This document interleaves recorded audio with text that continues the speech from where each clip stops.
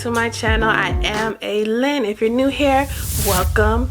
Now, as you can tell by the title, I'm going to be talking about a video that recently went viral where the hairstylist got to arguing with her client on Facebook Live. I'm also going to be talking about all the businesses that recently opened up because of quarantine, all people who are starting their business. I'm also going to be giving out tips and things how to handle or prevent these type of situations to where you don't end up putting a taste in people's mouth and end up going viral for something bad. Right? Okay, so recently a video went viral on Facebook Live. I ended up catching the video like right before it went viral. Like, it was only a couple of hours old, and just from that 12-minute video, a hairstylist was recording herself doing the client's hair. Then she started talking to the client. First, one thing she did, she would talk to the client like they were her child. So that's number one. Yes, the child was 19 years old, but still, it does not matter the person's age. You should always keep it professional and always have a certain tone when you talk to people. Also, in the video as well, she was looking in the client's phone, and I understand, you know, when you work from home or even if you have a studio, that you're going to be worried about your safety and stuff. And to be honest, her recording the situation, that's, you know, that's fine if you need evidence for something that goes down in the future. You need, you know, some type of proof. But for her to record and then put it on social media, no, that's one thing you never do. Keep it away from social media as much as you can. Like, with a whole bunch of businesses opening up, I see so many people starting their own businesses, and of course black businesses already get a bad rap. You know, we already get this and that whenever people talk about black owned businesses. People have to understand how to handle these type of situations where it's not going the way that they want it to do. You got to learn how to handle these type of situations. So allegedly she was saying that her client was on drugs and that they were arguing, and she was seeing how the girl was stumbling and whatnot, and then the client eventually ended up saying, you know, ended up telling her side of the story. Now, we don't know the side, we just know the client side and the hairstylist side.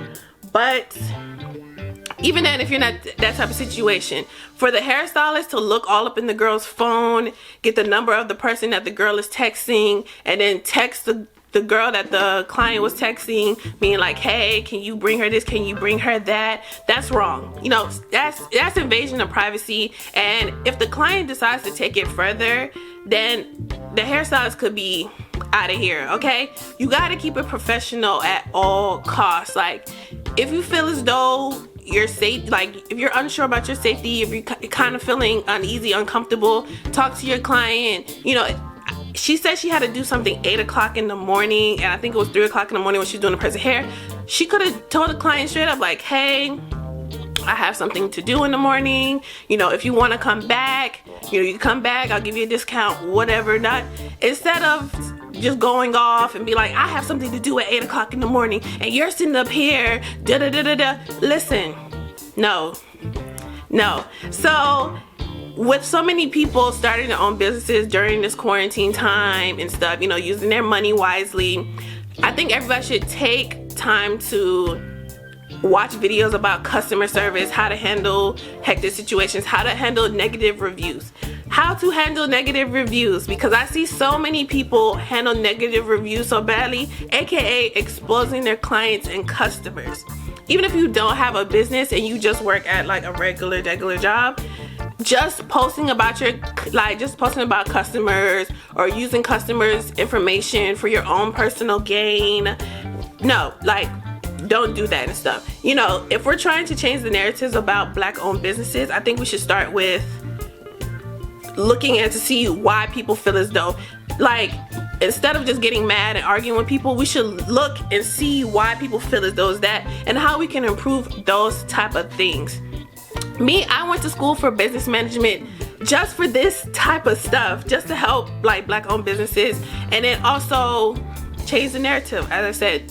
Now, this ain't the first video going viral where the client and the hairstylist are about to get into it, and the client is exposing, not the client, when the the business owner is trying to expose clients and customers. I constantly see like phone text messages between people. I constantly see pictures and videos and whatnot.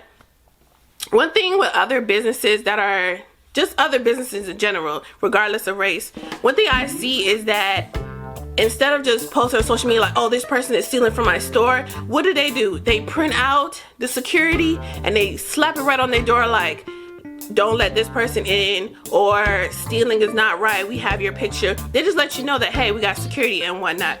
So I feel as though, in conclusion, if you're going to start a business, it's more than just getting a product, slapping a price on it, and selling it. You got to know how to work with customer service. Keep your personal feelings to yourself. When it comes to business, think with logic and not your emotions, okay?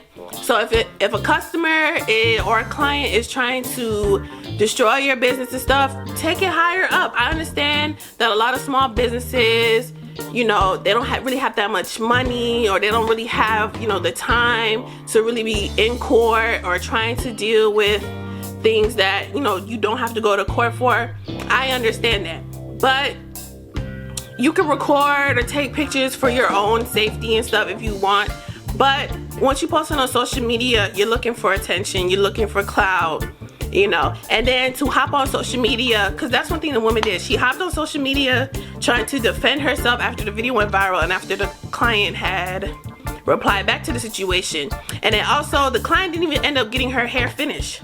So that's the crazy thing. The client ended up not getting her hair finished. She ended up not getting some of the money back, and the woman took the money for the style, and she did not even try to redo the person's hair. Eventually, the woman ended up getting her hair finished by someone else in that city, free of charge. And that's one thing I like about social media. You know, it can be good.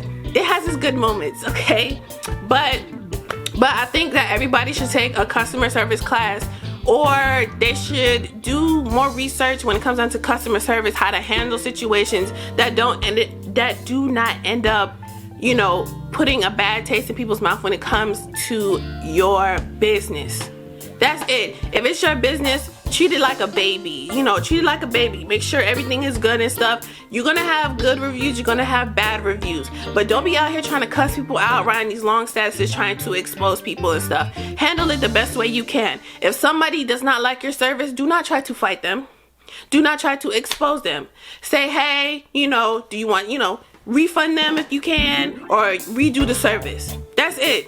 You know, you're gonna have people that like and dislike. Yes, I understand, you know, a lot of people don't have money, a lot of people don't have time, but you should still take your time when it comes to business and stuff, especially when you're trying to run a business, because there's so many people who have businesses who don't have them anymore, and they have to constantly switch and do different things because they don't put a bad taste in somebody's mouth. But thank you for watching my video. Make sure you like, comment, and subscribe, and I will see you in my next video as well. Bye. And then when it's time for me to take them out, you can wear a nice 3-strand twist out, and it will have a little to no frizz. Now with the 3-strand twist, one thing I start off doing, of course, moisturizing the hair. I use a